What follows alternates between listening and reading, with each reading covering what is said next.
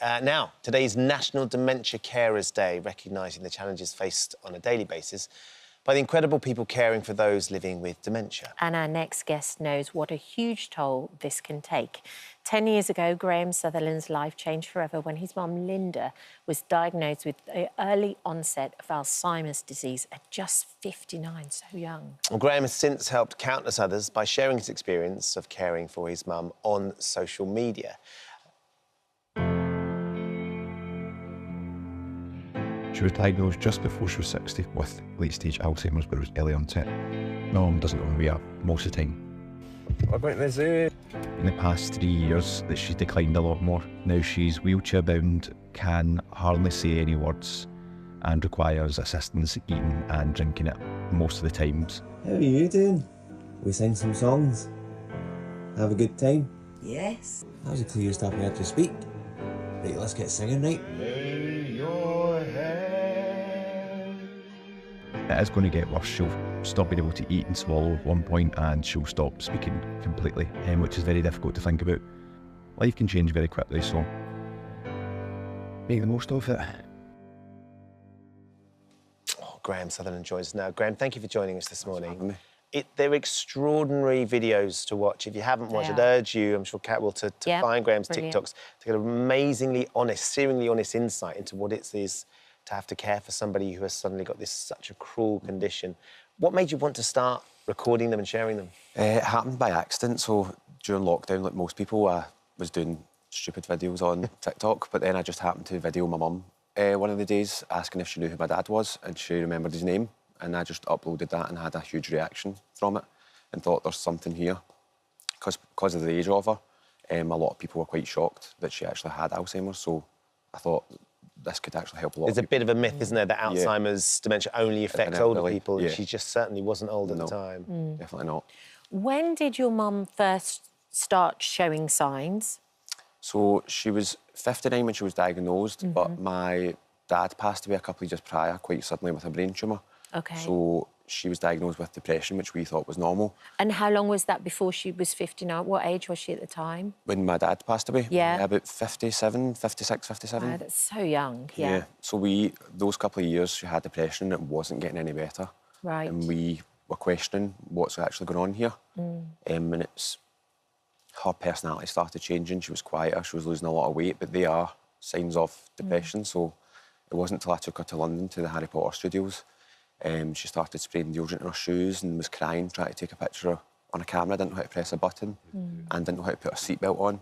That's when we knew something was a bit more sinister here, and we went to get her checked. So we're looking at a little bit of footage. I mean, you took a bit of footage. There's amazing moments within the Harry Potter at Leavesden where you can experience things like picking up the broomstick. And imagine that would have been, if she was confused anyway, that would have made no sense to her. That's why I couldn't understand why she wasn't able to do that. That video that you've seen, that's when I was questioning why can't she understand such a simple task. What's it like what was it like when you and your sister got the diagnosis, though, and how did your mum cope with that? It was really hard to hear the words. It's not something you expect. I didn't know anything about it, so we were really broken by it. My sister kind of broke the news to her, and I think my mum knew, because she was very upset, but I think she was relieved that somebody else knew, because she'd been hiding it that whole time. I was about to say, my nan had the same thing, and she hid it for so long because she didn't want... It was almost like she didn't want to believe it herself. Once everyone else knows it's true, so it's that denial thing, Yes, absolutely. And then you and your sister basically became full-time carers for her? Yep, my sister was a nurse, so she worked night shift and I worked during the day. And we swapped over. And what was that like for you? What was the general day-to-day? Just making her food, getting her drinks, because she stopped being able to eat properly herself, and medication. My sister would do the personal care before we get the carers in, things like that, and just making sure she's safe at all times, because she can get up and move about the house and get a bit confused. Yes. Sure. Yeah. She's had to go into a care home now, which I know you and your sister say is undoubtedly been brilliant for her and for you as well to recharge. How is she, and how are you both doing? She's doing amazing in there. We're starting to get a bit of a life back because we can switch off a bit now, whereas before it was a 24/7, could not stop thinking about her, what she was doing, even sleeping, wake up. But she's doing amazing for having Alzheimer's. She is going to get worse, but it's been great there. So we did our research thoroughly before we Yes. put her into that care home. What was so interesting to Ben and I when we were looking on the TikTok was some of the aspects of someone having that disease that you kind of don't almost think of. Like, there's one TikTok that you posted where you talk about her friends don't come and visit her, and it's sometimes because people can't deal with what's right in front of them, and you feel like that's a really important thing to change. Yeah, I do understand it can be uncomfortable for them. Yeah. And that they might not want to see the person she is now, might want to remember her for who she was.